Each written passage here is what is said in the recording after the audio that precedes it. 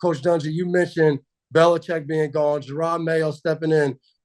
Do you ever just take time to look at the landscape of coaching and just being like, wow, Bill Belichick's out of here, Pete Carroll's now out of here, and just look up and say, is this a full change of the guard, or will we see these two guys back in coaching next year? I'm sure you always get asked, hey, are you going to come back to coaching? Are you interested in coaching again? So how does that always kind of fit in? And then I guess lastly, were there some coaches when you first got in and was a head coach in '96 in Tampa that you looked up and say, man, those are mentors, and then out of nowhere looked up and they were gone?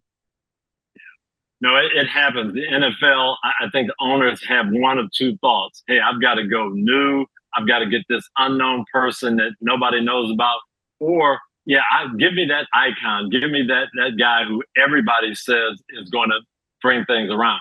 That's why I agree with you that the Chargers are under a great deal of pressure because of the expectation.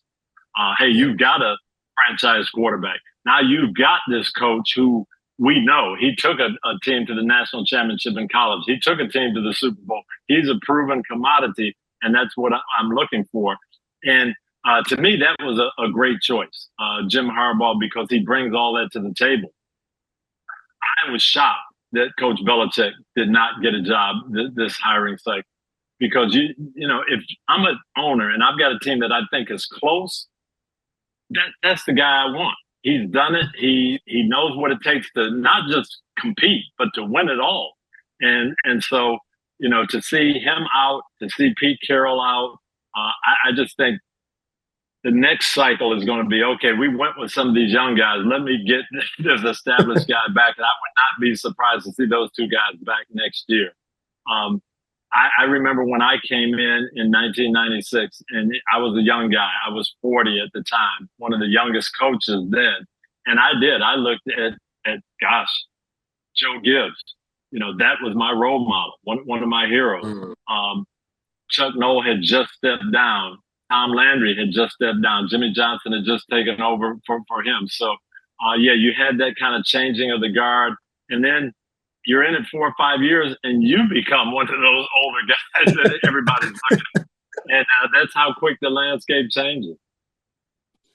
And can you just talk about some of the learning curve and the mistakes or different things when you come in? And like you said, 40 years old. And I remember seeing you started as an assistant coach at 25, the youngest assistant coach. Just talk about the journey of that, like how hard it is to learn on the go and being evaluated at such a high level as an NFL coach. Devin, I thought I was prepped and ready to go. I'd been an assistant coach for 15 years. I worked for Chuck Noll for 8 years on his staff. Thought I learned a great deal from him. Marty Schottenheimer was a tremendous coach. He was my boss for 3 years. I learned so much from him about details and being on the little things. And then I worked 4 years for Denny Green. And Denny really, he knew I was going to be a head coach. He prepared me, he worked with me, and I learned so much from him. So I'm sitting there thinking, man, I'm ready to go. I go down to Tampa and I call all the veteran guys and have my conferences with them, bring them in. We're ready for, I'm hiring my staff actually.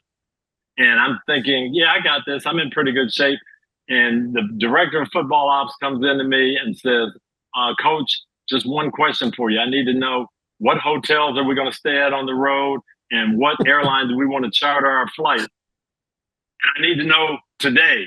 I'm like, well, I didn't even thought, what are you talking about? That's not even on my radar. And then you start to think all the things that you don't know, all the things that are going to be new, and the things you have to deal with.